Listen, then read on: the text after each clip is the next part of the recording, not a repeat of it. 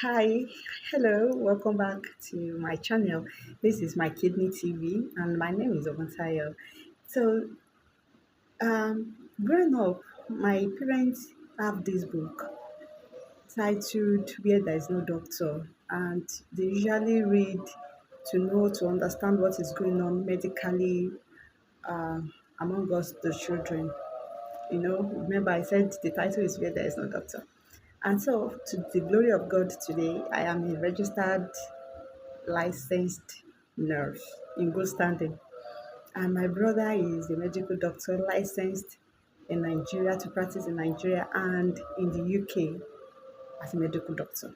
So right now, my dad, where we usually read where there is no doctor, we actually have a doctor, we have a nurse. But that is not why I'm here. I'm here to I've come to realize that there may be some families that are eager to have the book where there is no doctor, but of course, they are not opportune to have one, and that is why you have me. So I'm trying to make myself available to simplify some medical diagnoses, to simplify some intervention we can do in case we run into some emergency or to some situations, and that is why I'm one of the reasons why I'm making this video right now. And one of the things I would like to be discussing that is what to do, our intervention when it comes to diarrhea. If there are episode of diarrhea, what can we do? Because of course I know that it's not everybody that can access doctors.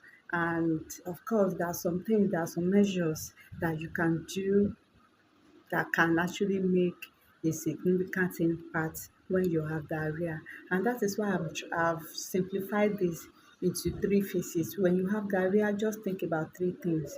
Think about you limiting the disease to yourself. Don't try to, by not contaminating others, by not transmitting this to other people. So you should think about that. You should think about stopping the diarrhea itself, and also think about how you can replace the fluid and the electrolytes that you might have lost during the episode of this diarrhea.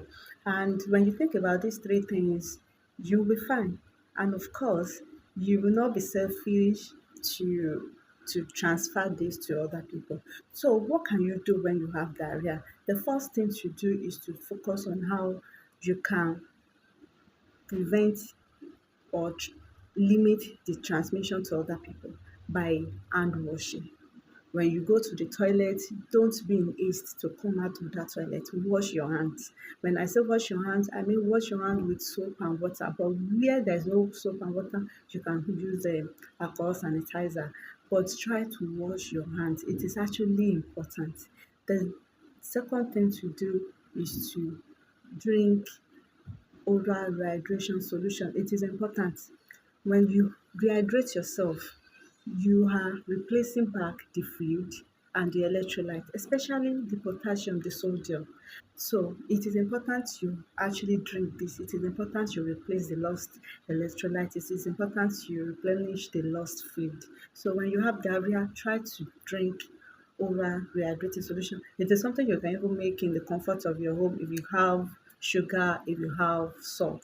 So this is something you can make in the comfort of your home. But of course, you can get it anywhere in the chemist shop, in the pharmacy. You can get oral rehydrating solution. It is not expensive, and the preparation is already stated on the leaflet of the sachet of the oral rehydrating solution sachet.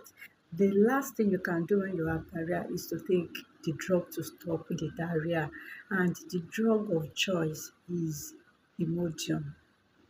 Imodium is effective. Don't go about and abuse flagyl. It is not ideal. It is an abuse of antibiotics.